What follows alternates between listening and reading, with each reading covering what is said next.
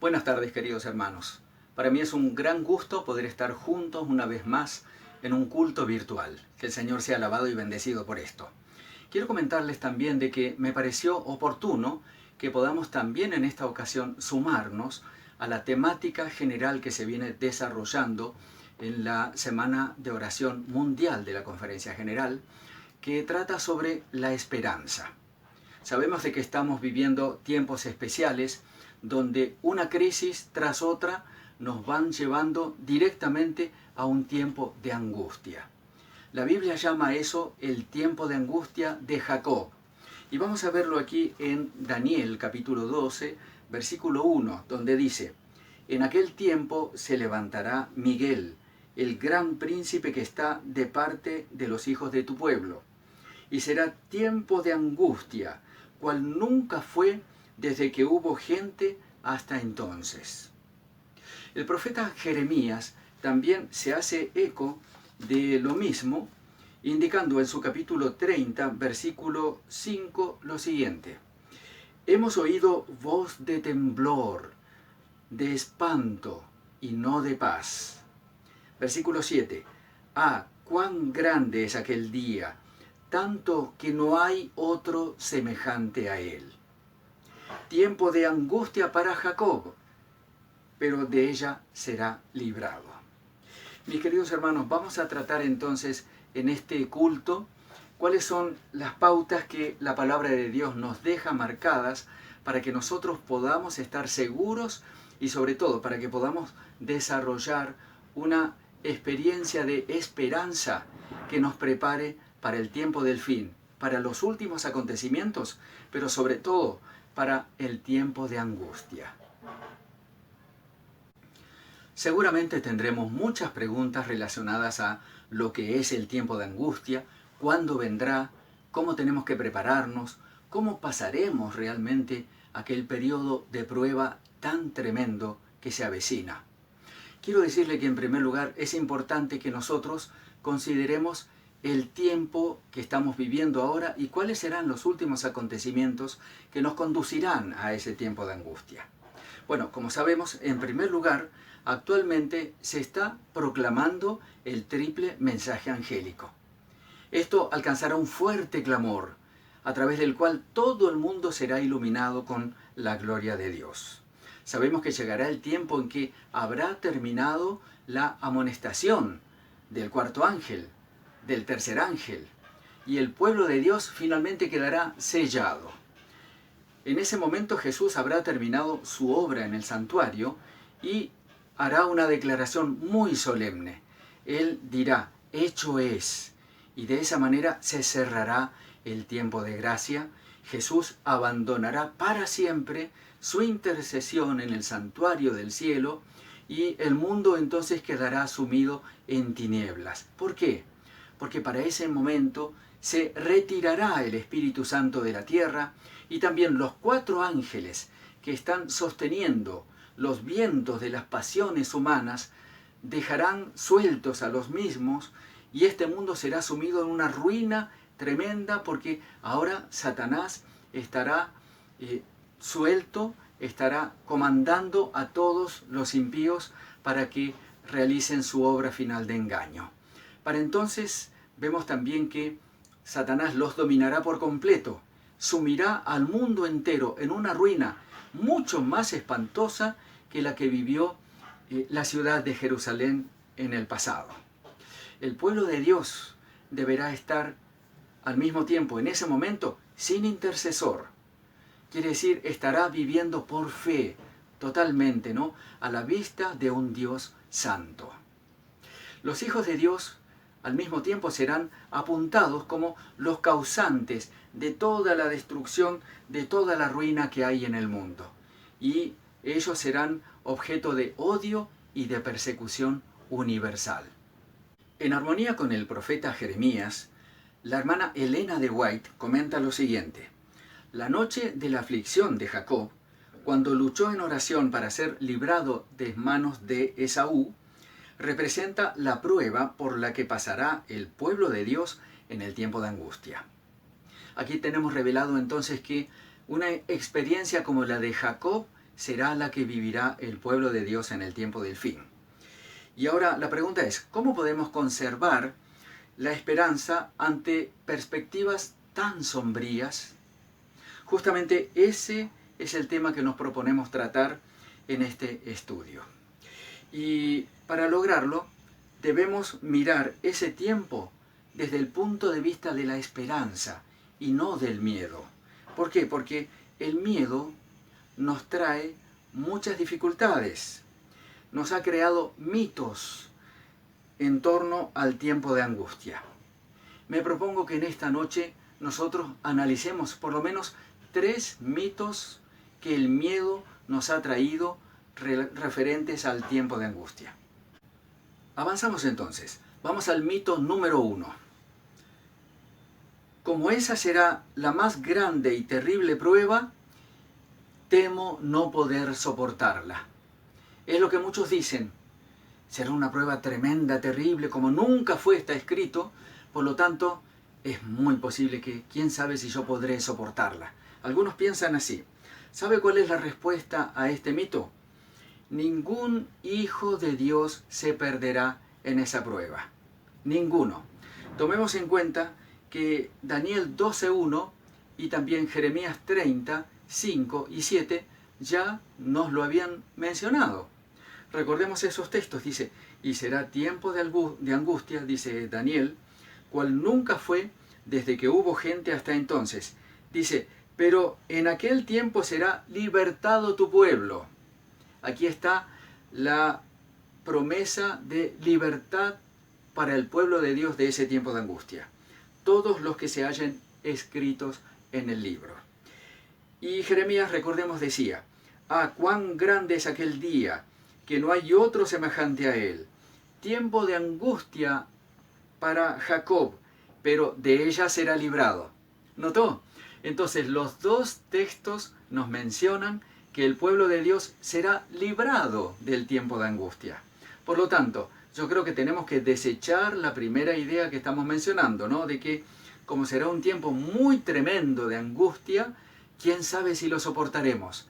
Hermano querido, ni un granito de trigo cae fuera de la zaranda, fuera del bieldo de Dios. Ni un solo grano se pierde. Así que asegurémonos de ser un trigo para el Señor y ninguno de nosotros sufrirá pérdida durante el tiempo de angustia. Vamos al segundo mito. Algunos piensan que seremos dejados completamente solos para subsistir en el tiempo de angustia. Esta idea seguramente proviene del hecho de comprender que como Cristo ya no está más en el santuario del cielo intercediendo por nosotros, entonces quedaremos solos. Pero ¿sabe? Eso no es verdad. La palabra de Dios nos dice en Salmo 91:15 lo siguiente. Me invocará y yo le responderé. Con él estaré yo en la angustia. Lo libraré y le glorificaré. ¿Notó qué importante que es este versículo? Aquí nos muestra claramente entonces que ningún hijo de Dios será dejado solito para atravesar aquella tremenda crisis que vendrá sobre el mundo entero. Aquí nos dicen Salmos que invocaremos, se nos responderá, tendremos la compañía del Señor en la angustia, seremos librados de la angustia, tal como lo dijeron el profeta Daniel y el profeta Jeremías, y además nos dice aquí, le glorificaré. Así que el tiempo de angustia es el momento previo al cual ellos inmediatamente después serán glorificados por Dios. El espíritu de profecía nos dice así, mientras Satanás trata de acabar con esta clase de personas, Dios enviará a sus ángeles para consolarlas y protegerlas en el tiempo de peligro. Los asaltos de Satanás son feroces y resueltos. Sus engaños terribles. Pero note lo que dice. El ojo de Dios descansa sobre su pueblo y su oído escucha su súplica. Conflicto de los siglos, página 605. Entonces, mis hermanos, no existe tal cosa como hijos de Dios que estén pasándola solitos en el tiempo de angustia. Ellos tendrán la compañía del Padre y de los santos ángeles de Dios. Por lo tanto, mejoremos nuestra esperanza. nutramos nuestra esperanza y nuestro anhelo de que el Señor realmente estará con nosotros en ese momento. Mito número 3. Muchos piensan, si no me acuerdo de algún pecado para confesarlo, me perderé.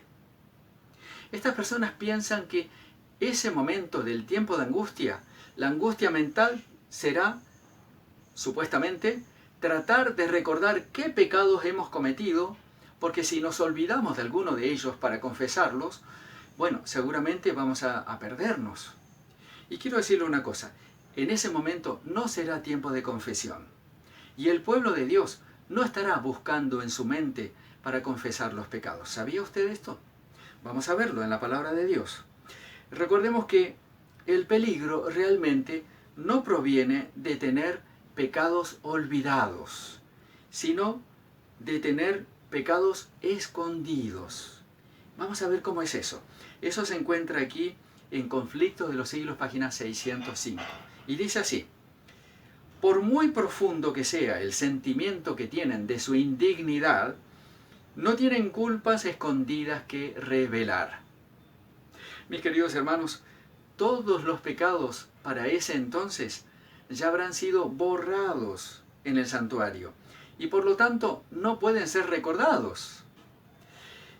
Notemos, vuelvo a leer la partecita del texto que estuve leyendo, más otro agregado que dice así: pero por muy profundo que sea el sentimiento que tienen de su indignidad, no tiene culpas escondidas que revelar. Sus pecados han sido examinados y borrados en el juicio, y no pueden recordarlos. También debemos decir que en ese momento el pueblo de Dios no estará afanado en recordar pecados para confesarlos. Ya vimos que esa época habrá pasado, ya no estarán en ese momento, sino que estará afanado en asegurarse de que su arrepentimiento haya sido aceptado por Dios. Y esto es algo muy diferente.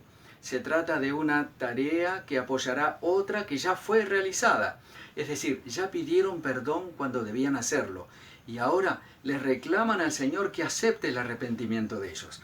Nos dice el Espíritu de Profecía: afligen sus almas delante de Dios, recordándole cada uno de sus actos de arrepentimiento de sus numerosos pecados. Esto es lo que hace el pueblo de Dios en aquel entonces. Reclama a Dios que Dios acepte su arrepentimiento ya manifestado en su momento. Dice: y la promesa del Salvador: ¿forzará alguien mi fortaleza? Haga paz conmigo, sí, haga paz conmigo. Habrá otras personas que sí estarán haciendo confesión de sus pecados en aquel tiempo. Pero yo no quiero hacer parte de ese grupo de personas. ¿Por qué? Porque serán profesos cristianos que estarán haciendo confesiones tardías. Vamos a ver lo que nos dice la palabra de Dios en Conflictos de los Siglos 605, que dice así: los cristianos profesos que llegarán sin preparación al último y terrible conflicto confesarán sus pecados con palabras de angustia consumidora, mientras los impíos se reirán de esa angustia. Qué tristeza, qué vergüenza será entonces para los hijos de Dios que estuvieron profesando seguir la verdad, pero descuidaron su preparación. No hicieron su confesión cuando era posible y necesario realizarla, es decir, mientras Jesús estaba en el santuario del cielo, y ahora están haciendo confesión de sus pecados ahí en un momento cuando ya no hay intercesor. Mis hermanos, nosotros no tenemos que preocuparnos de que en aquel tiempo tendremos que hacer confesiones a Dios y preocuparnos de si tendremos quizá algún pecado no confesado. Ya habrán sido confesados antes. Recordemos entonces, este tercer mito tiene en cuenta el hecho de que muchos piensan que en aquel tiempo tendremos que buscar pecados para confesar, pero lo que tendremos que hacer realmente es reclamar al Señor que acepte los arrepentimientos que hemos tenido por cada uno de los pecados que ya habremos confesado oportunamente. Así podemos ver entonces, mis queridos hermanos, que en conclusión, lo que podremos sacar en conclusión es lo siguiente: necesitamos preocuparnos hoy por las cosas que hoy son importantes. ¿Y cuáles son esas cosas? Esas cosas nos las dice el espíritu de profecía de la siguiente manera. El tiempo de angustia, cual nunca fue desde que hubo gente, se iniciará pronto. Y para entonces necesitaremos tener una experiencia que hoy por hoy no poseemos y que muchos no pueden lograr debido a su indolencia. Deberíamos aprender ahora a conocer a Dios, poniendo a prueba sus promesas. Los ángeles toman nota de cada oración ferviente y sincera. Sería mejor sacrificar nuestros propios gustos antes que descuidar nuestra comunión con Dios. La mayor pobreza y la más absoluta abnegación con la aprobación divina valen más que las riquezas, los honores, las comodidades y amistades sin esa aprobación. Debemos darnos tiempo para orar. Este es el mensaje de la pluma inspirada. Es el mensaje del Señor para una iglesia que en este momento, hermanos, me parece que está durmiendo. Necesitamos congregarnos, aunque sea virtualmente. Necesitamos derramar ante Dios nuestras súplicas en favor de cada uno de los hijos de Dios. Necesitamos confesar nuestros pecados hoy día. ¿Para qué? Para que nuestra esperanza se fortalezca, para que podamos tener para aquel tiempo cuando el Señor tiene previsto que vendrá aquel terrible tiempo de angustia sobre el mundo, que nosotros podamos tener seguridad en la confianza del perdón actual de nuestro soberano y todopoderoso Padre Celestial. Que el Señor nos ayude a prepararnos para el tiempo de angustia con mucha esperanza y mucha fe. Amén.